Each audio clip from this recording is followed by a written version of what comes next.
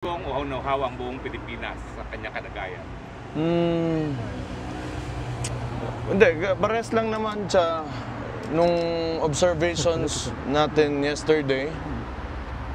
Masaya naman siya kasi yung pinapasok yung apo niya. Ay, okay. Yung anak ko na maliit, na 4 years old. Okay. So, medyo in good spirit siya ngayon na nakita niya yung apo niya na babae, na 4 years old. So, hilig talaga si Tatay Digong sa mga apo, no?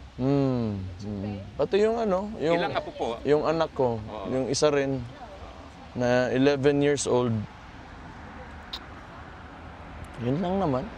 Wala akong bidin sa mga apo. Wala naman, lang daw. Dapat daw bumili na ako ng college plan para sa mga bata para paglaki hindi na gagastos. Tama naman. So, yun more on sa education ng mga apo niya. Yun yung pinag-usapan namin. Kung tinatanong niya kung ano maging gustong profession in the future. Ganun lang. More on family. So, Tsaka, yung immediate family niyo po ang nakapasok ngayon? Yeah. Na yung mga kapatid? Okay. Wala pong discussion on politics, national issues? Well, sinasabi ko lang kung ano nangyari nung midterms na overwhelming nga yung resulta na nakuha natin despite of the fact na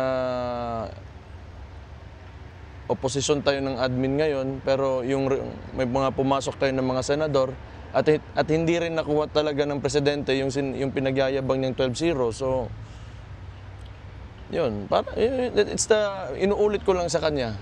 Kasi minsan nakakalimutan niya na yung mga anong nangyari nung midterms. And nagtatanong siya sa 2028 kung kumusta yung kapatid ko, tatakbo daw ba? Sabi ko, hindi ko alam. Siguro, depende. Ganun. It's better pag yung kapatid ko yung nagsabi nun. Sumagot sa tanong niya. Pagkakasibak ko kay Diwata na nabanggit niyo sa kanya? Hindi ko nabanggit. Actually, wala rin naman talaga akong pakialam na sa tao na yan.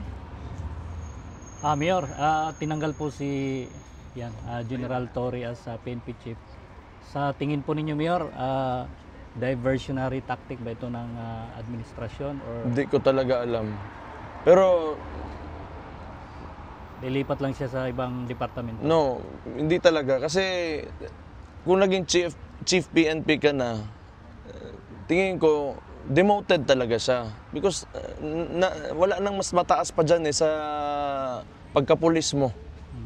Diba? Hindi ka naman pwede ilagay sa ibang appointed position. Like CID, NBI. Yan naman yung appointed ng demoted siya. So tingin ko, may internal na conflict talaga na nangyari dyan. Internal conflict yan. Hindi naman din clear yung statement ng Malacanang kung bakit siya tinanggal. So, anong tingin niyo po sa kapalit, si General Nartates? hindi ko talaga alam. Hindi ko alam. I do not know these people. Mayor Baste. But for sure, kung may papalit man na chief PNP dyan, may talaga yan. May order talaga yan na puntiryahin tayo. Yan naman lagi eh. Hindi ka naman maging chief PNP pag wala kang gagawing katarantaduhan against sa amin mga Duterte o sa mga supporters natin. Sabi nga ni Senador Bato, galit siya kay General Torre pero naawal siya. Dahil Hindi ko alam kung bakit yung statement na ganun. Politiko rin naman siya, so bahala siya sa sinabi niya. Pero sa ako, immaterial yung kay Torre, tapos na yung lahat eh. So, kung ano man yung reward niya nung kinuha siya, wala na, tapos na. Yung tatay ko nandyan na sa ICC. Mayor Baste, do you think that yung pagkasibak kay General Torre is to divert the attention of the public doon sa issue ng anomalous flood control projects right now? Hindi naman siguro. Mas more on tingin ko talaga internal conflict yan kay Torre. Di sila nagkakasundo kasi nagsimula na yun nung kay Remulla, di ba? Nagkakasagutan sila. Hindi mo naman din masasabi na diversionary tactic because the president himself ay ginagamit na yung flood control projects na PR niya. So I think it's blowing up on his own face right now. Siguro pwede. Kasi gusto niya maging parang tagapagsalita ng mga nangyayari sa flood control projects, and yet going back sa sinabi ko yesterday, responsibilidad niya naman talaga yon. Dapat, in the first place, he did not allow it to happen. Yun naman talaga dapat yung... Mayor Baste, on a different matter, what is your comment about the statement of Senator Riza Hontiveros about the extradition of Pastor Apollo Kibuloy doon sa kaso niya, allegedly doon sa United States? Do you have a comment about that, sir? Hindi ko alam kung ano talaga yung problema ng US kay Pastor Kibuloy. Pero alam niyo talaga, mga Amerikano, pulis-pulisan yan sa mundo. Tingnan niyo, kahit saang lahat ng mga bansa na pinuntahan ng mga yan, lalo na dito sa mga Arab countries, sira talaga. You think of one country na pinuntahan ng mga yan na hindi nasira at hindi binomba o walang nangyaring rehimen, palit. They operate like differently. They're the hegemon. So there's nothing you can do about it. They have the weapons, they have the power, they have the resources to do what they want anywhere in the world. So kung ano yung issue nila kang Pastor Kibuloy, hindi natin alam. But it has always been the case. Everywhere they go, they just, pain and suffering will ensue. Yan talaga nakikita ko. Mayor, parang kapareho kasi nangyari kay Tatay Digong na sabi nila wanted daw ng Interpol, hindi naman. Itong kay Pastor Kibuloy, sabi nila rini-request daw ng extradition ng Amerika, sabi ng DFA wala namang ganung request. Tingin nyo, sasapitin din ni Pastor Kibuloy yung sinapit ni Tatay Digong na Pilipinas magsusurrender sa kanya sa Amerika? Probably kasi kita niya naman si Bongbong noon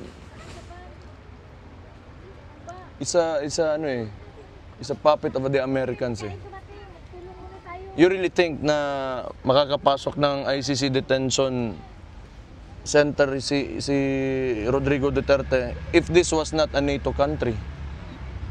You have to remember that. So it's the Western world that we're up against. And because they do not, ayaw kasi ng mga Amerikano na sumasagot ka. Lahat ng sumagot sa mga Amerikano, sina Gaddafi, Saddam Hussein, mga yan, it's either kung hindi namatay, pinatay, nakulong. So that's the reality. They're the hegemon, you cannot do anything about it. Mayor, may mensahe ka ba sa mga kababayan natin Pilipino sa preparation sa hearing po ni PRD ngayong September 23? Well, sabi nung hindi naman kalaban, but those the opposition, I think they will gather. Hindi, paramihan lang naman to.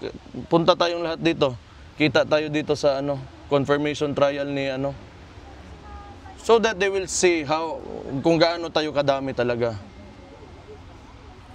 We've proven that sa midterms elections. We've proven that 2016 nung pagkapanalo ni PRD. And itong confirmation trial, if they are,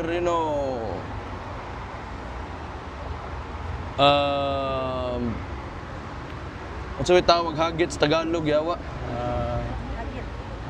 Hinahamon. Kung hinahamon nila tayo na they will, gather, they will congregate to make a demonstration, then we will also accept the challenge.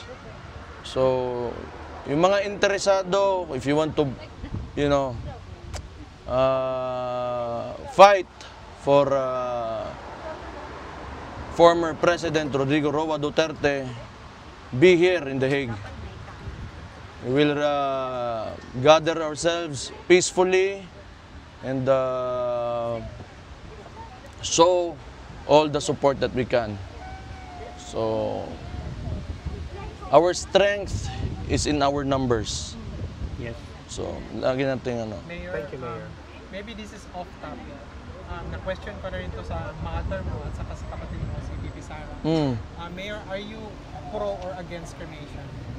Cremation? Yes. I think that's up to the individual, sa totoo lang. Kasi traditionally, tayong mga Katoliko, yun na yung ano natin. Pero ako, personally, you mean sa tatay ko? O kasi Yes, pinost ko Akala ko, Binili niya eh. Pinost ko kasi kanang umaga yung sinabi ni PRD na gusto niyang magpa-cremate. hindi ko alam. I do not want to think about it. I do not want to, I want to see him leave that place alive. Sorry for that question. No, it's okay, it's okay. But ako, kung mamatay ako, magpa-cremate ako. Si Bibi Kasi gusto ko nasa bahay ako ng mga apo ko, hindi wala doon sa yuta ba. Tsaka mahal. Mahal pag magbabayad ka pa ng mga mga Si Bibi monthly kasi against fees siya. sa Yes. Tapos yung mama mo, sabi niya, depends lang sa tatay niyo po kung anong gusto niya. So, yun lang. Hindi. Siguro naman, tanungin muna natin yung kayo, mga Pilipino, kung anong gusto nyo. Saan yung mura? Gusto namin iuwi, Mayor. Basta kailangan merong Buhay at tatay yung saka ligtas. Duterte Monument. Pero hindi, dapat buhay. dapat buhay, Sagutin dapat nyo yung buhay. tanong, tapos sasabihan ko siya. Pag sinabi nyo hindi kayo papayag kasi gusto niyang ilibing sa libingan ng mga bayani, Yes.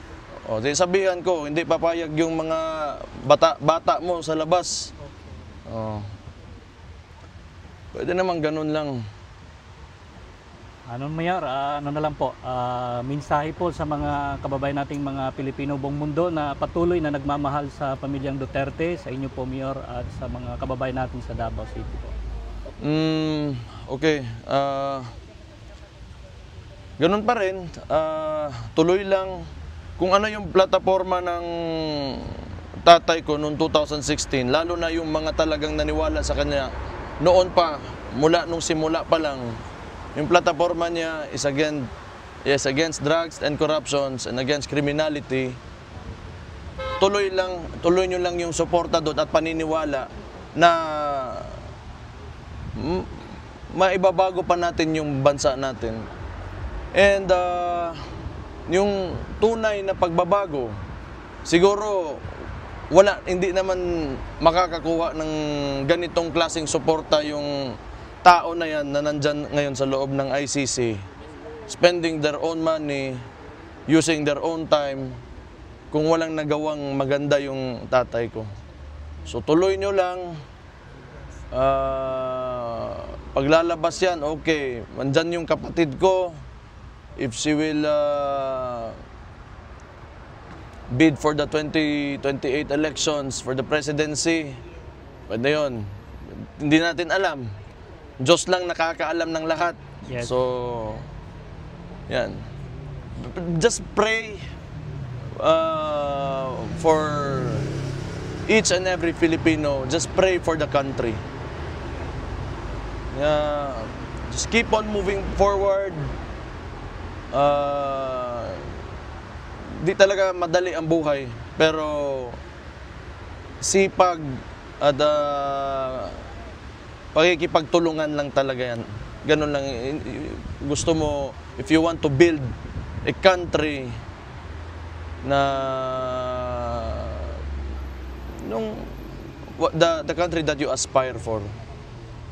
So, yan. Mayor, kami sa Cebu, ikaw talaga yung presidente namin. Presidente sa Homeowners Association siguro na. Hindi talaga, 2028 sa Philippines, ikaw talaga. Okay, Inaano namin. namin. Sa Davao, Ayaw na. ayaw na Yun talaga Ako, bisag asar ako sa gobyerno kay wa ko ilaing nahibaw ang trabaho manggod. political science ko graduate eh. Pag dili ko mosod og gobyerno, basig call center ko, maestro, di ara ko kutob.